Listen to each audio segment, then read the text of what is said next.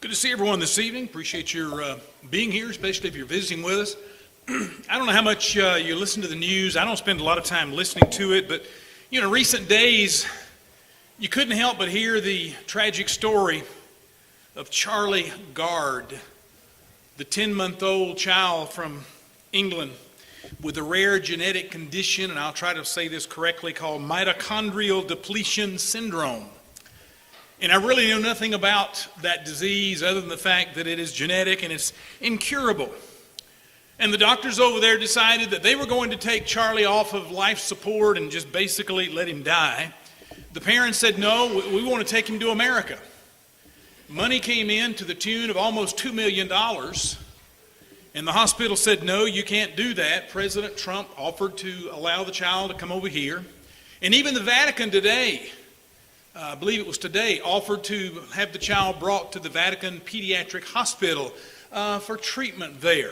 So it went to court, and basically the court said, no, you can't take the child away. You must take life support off. You must let the child die. And I found it interesting as I was reading about this story and listening to some things this morning. At first they said, well, the child's care is a drain on our health care system, which there's a red flag. Since when do we put a price tag on someone's life? But they quickly changed their tune on that. I guess they got some backlash because they said, well, the child has no chance of living. Well, if the child has no chance of living, why do they need to take it off the life support system to begin with? Just let him die. But then they said, well, we don't want the child to suffer, and there's no indication that there is any suffering. Now, don't misunderstand. I'm not suggesting it's wrong to take people off of life support. Sometimes that's necessary, sometimes it's the best. But I don't think that decision is one that needs to be made by the doctors. I don't think it should be made by a panel of pompous judges telling parents what they can and cannot do, especially when money has been given to pay for it. Now that I have your attention, I'll tell you where I'm going with this.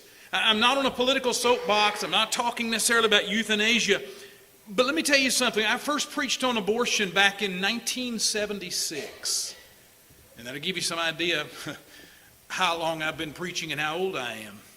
But I first preached on abortion back in 1976, just 3 years after the ungodly Roe versus Wade decree was handed down by the U.S. Supreme Court. And in that lesson, I raised a question, and some people accused me of being radical, and some people said, oh, you're exaggerating, it'll never come to that. But I simply asked, how long will it be until doctors and the powers that be decide we need to eliminate this group of people because they're a drain on our economic health system? How long will it be, I asked, until they want to get rid of older people who are no longer able to provide anything for our economy? In other words, they take out more than they put in. And by the way, Hitler had an expression that was used during the Third Reich. He said they eat more potatoes than they produce. And when that happens, you eliminate them. And again, some people thought I was radical, that I would even suggest that we would have euthanasia for the aged, for those who were disabled, those who were mentally incapable of living on their own. And I realize this case with Charlie Gard is in England, but I would suggest to you that America's not that far away. I may not live to see it, and you may not live to see it. But I firmly believe the day is coming when those are severely handicapped, the courts, the doctors will say, you've got to eliminate them. You've got to get rid of them. You see, with the legalization of abortion, with the passing of Roe versus Wade, we begin to chip away at the sanctity of human life. With that one court decision, we said these lives aren't important. Why? Because the mother doesn't want that child. The father doesn't want that child. That child is an inconvenience, so we're going to simply get rid of it. That's how we deal with the unwanted child. You can call it a fetus, you can call it some other innocuous name, but it's still a child. That child, although still in the mother's womb, is a part of God's creation. That unborn child is still a living, breathing human being. And we don't have time to go into it in our devotional, but the Bible makes it very clear that that is a living human being with a soul, even though it's still in the mother. Now, you can call me old-fashioned, you can call me narrow-minded, but I firmly believe that God will not look kindly on those who destroy the lives of innocent children simply because they are unwanted. And I would even go so far as to suggest that abortion doctors are no better than the Nazi soldiers who eliminated Jews, gypsies, and other unwanted human beings in the concentration camps during World War II. You say, well, aren't you being extreme? No, they're killing people who are not wanted. They're killing the undesirables, if you will. And you know, with the passing of Roe versus Wade, we need to reconsider the Nuremberg trials. In Nuremberg, Germany, Hitler's henchmen were tried by a world court there. Some of them were put to death, others were sent to prison for life, others were given different sentences because they had killed innocent people.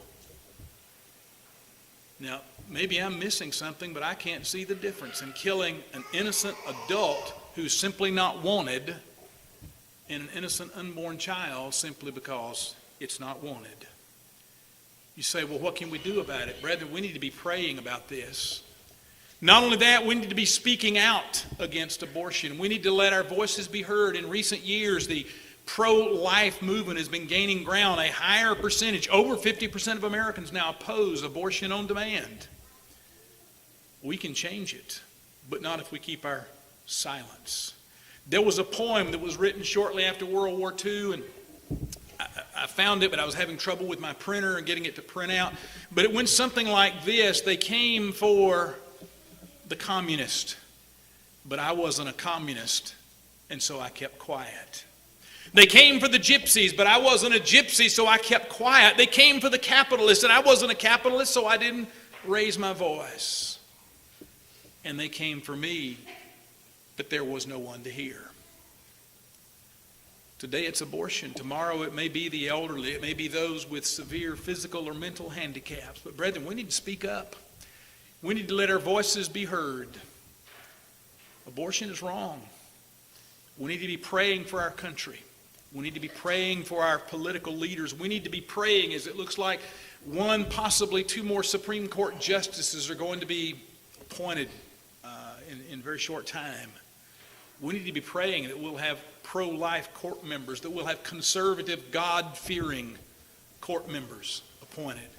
Because if our nation doesn't turn back to God before long, I can't help but wonder how long God's going to let this nation of ours stand with the things that we're tolerating and the things that we're doing.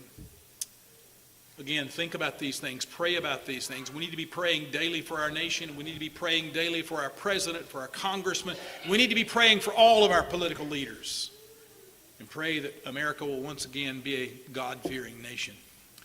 We're going to close our devotional now by extending the invitation of Christ. If you're here tonight and you need to respond to that invitation, either to become a child of God through faith, repentance, confession, and baptism, or perhaps you simply need the prayers of the church, or you need to come back, make things right in your life, you have the opportunity to do that while together we stand and while we sing.